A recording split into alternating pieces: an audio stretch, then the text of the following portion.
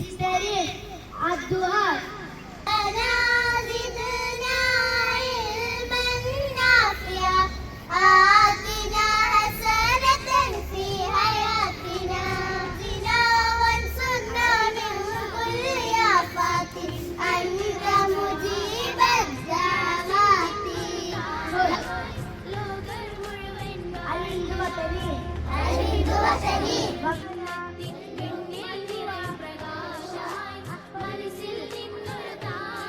അബൂ ലുഅത്തുൽ അറബിയ അറബി ഭാഷയുടെ പിതാവ് ആര്?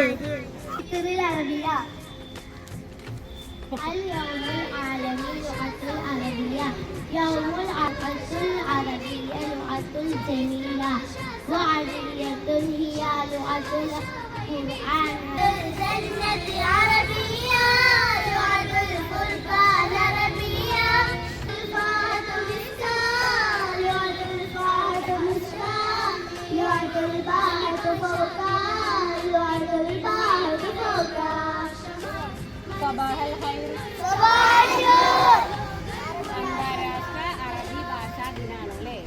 ഇന്ന് ഡിസംബർ 18 അന്താരാഷ്ട്ര അറബി ഭാഷാ ദിനം. നമ്മൾ ഐക്യരാഷ്ട്രസഭ അംഗീകരിച്ച 6 ഭാഷകളുണ്ട്.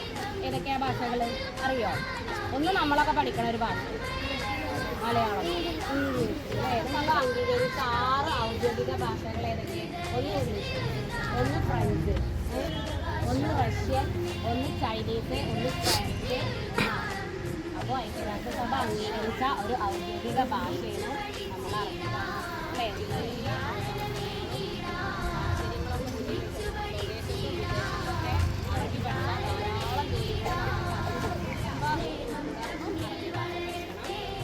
അറബി ഭാഷ